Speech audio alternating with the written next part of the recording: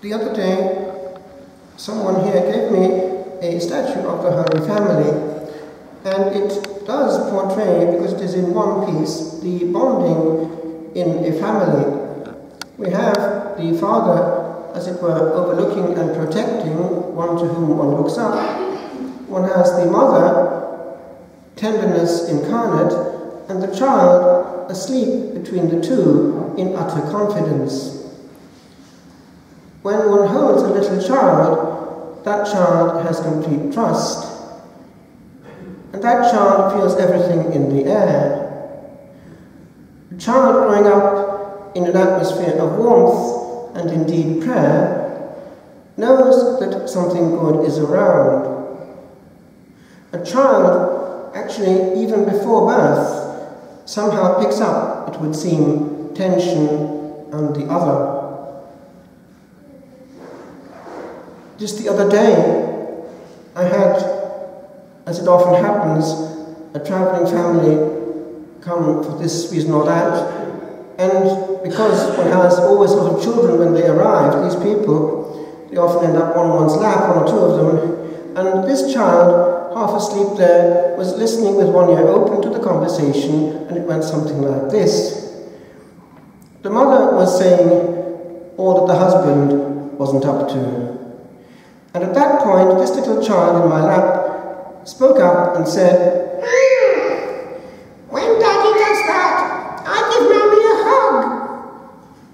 I thought, wow, from the lips of babes and sucklings, thou hast found wisdom. And this says it all. A child knows more than Dad when Dad is irresponsible. A child comes straight from God and is a treasure to be overlooked and protected, not let before other forces. You know what I mean.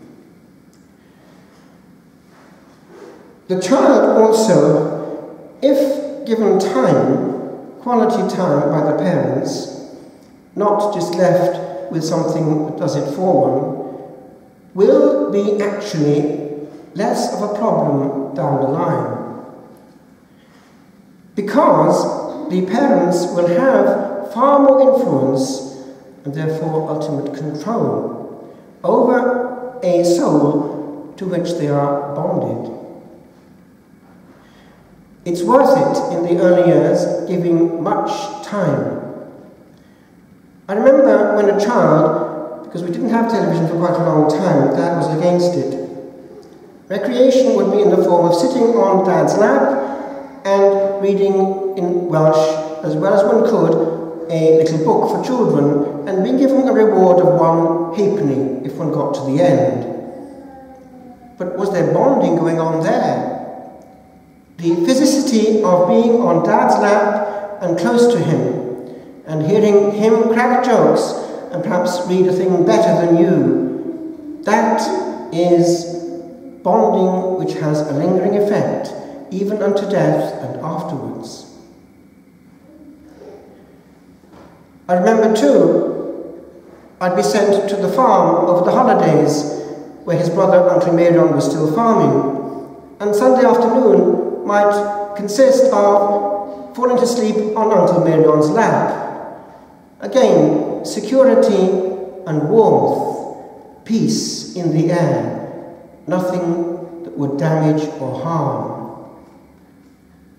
How many children grow up in that peace nowadays? Paul VI, during the Second Vatican Council, it was at the break around Christmas, went to the Holy Land. And he had a little meditation at Nazareth. He gave a teaching on the Christian family there, and emphasized the importance, already there in 1964, when things hadn't quite changed as much as now, of not contaminating our soul and our hearth with too much clutter and noise. He pointed out that Nazareth was silent. He wanted us to relearn the secret of silence. Which brings me to where I want to land. I once heard in a gospel sharing in France, because we used to have, before the Sunday, in the novitiate, a sharing of the gospel. One of the novices came out with this: Nazareth was la première trappe, the first trappe. It was very much like the monastic life. Not much would be said, but everything would be understood.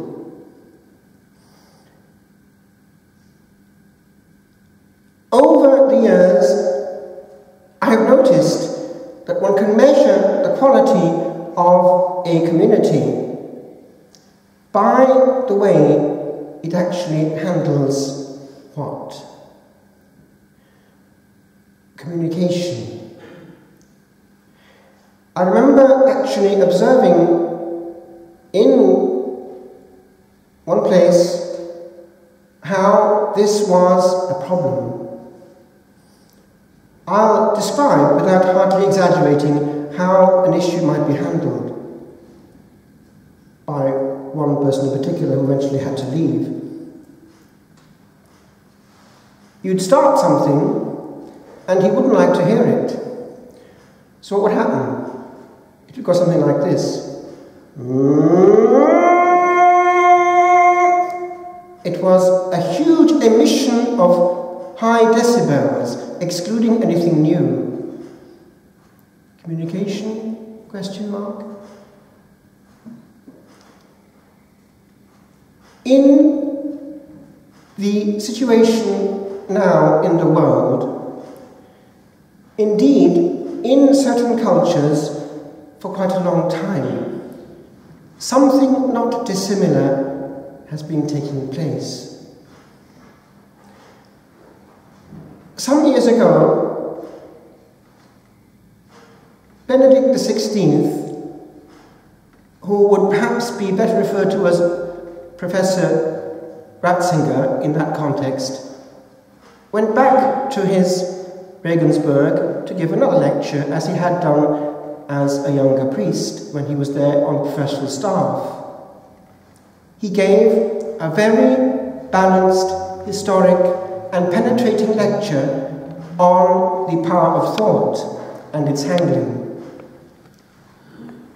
At one point, he made an allusion to a text going back to the Middle Ages, which investigated one avenue. It was the damage that one issue had done to the progress of thought. It was a historic quotation and observation, nothing more.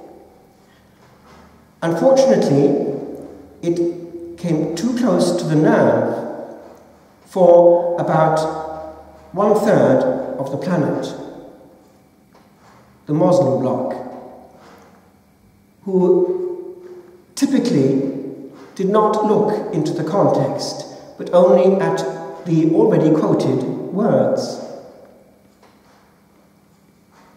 Something not dissimilar has been happening these last days. A somewhat refined form of the Far West. Incapacity to sit back and reflect on what is actually involved.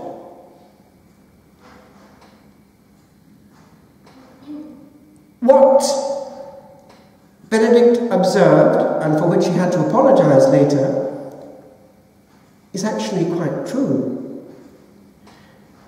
Islamic culture, and it's the case now when it becomes again fundamentalist in areas which have been exposed to Christian life, Lebanon, parts of Egypt and so on, has this disadvantage of being in this mode of and you can't penetrate it.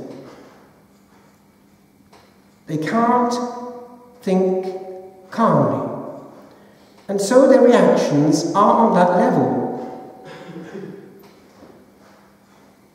Compare the culture of what has come out of the Islamic bloc with what has come out of our Catholic bloc. Music, architecture, art, literature, and then also society. Look at a way that in the Islamic bloc freedom of conscience is handled, all in the name of Allah. Compare that with the courtesy with which normally now we dialogue with any Christian, or indeed any human being. Have you seen the film The Scarlet and the Black? It's one of the best recent films, and if you haven't seen it, I would advise you to get hold of it on DVD. It's the story, true story, of Monsignor Hugh O'Flaherty, the one who helped the Jews in secret in the Vatican. Towards the end, something happens. He's woken up in his apartment in the Vatican by somebody from the SS, or at least the other crowd. He perceives that they're about to take him or do something with him. But he listens to what he is told. No, it's not that. It's something quite different. The head of the German forces in Rome wants to see him at a secret encounter. Monsignor O'Flaherty takes the risk, and they meet. Do you know what happens? The German sees what is perhaps about to happen and makes a request that he use his influence to save his wife and children. A little spark of humanity in this dangerous, dangerous man. The family still there. That scene finishes with an apparent refusal, and almost curses coming from this German, and echoes with this, "Priest! Priest!" The film ends with this head of the German forces in prison. Someone comes up to him and asks him, "Who got your wife and children into safety?" The answer, "I don't know. I do not know." Of course, it was Monsignor O'Flaherty. The result was that he was so touched in his hardness by this spark of divine charity coming through the human that he asked for instruction to the Catholic faith.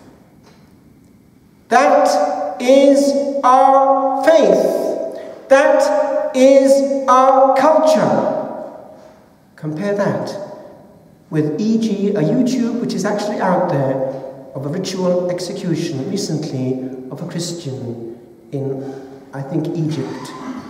A slow, gruesome execution during which Allah is being praised all the time. So, as in Nazareth, let us just practice that delicacy, charity, and warmth of listening without aggression, without raising the voice, for in quiet receptivity, truth is shared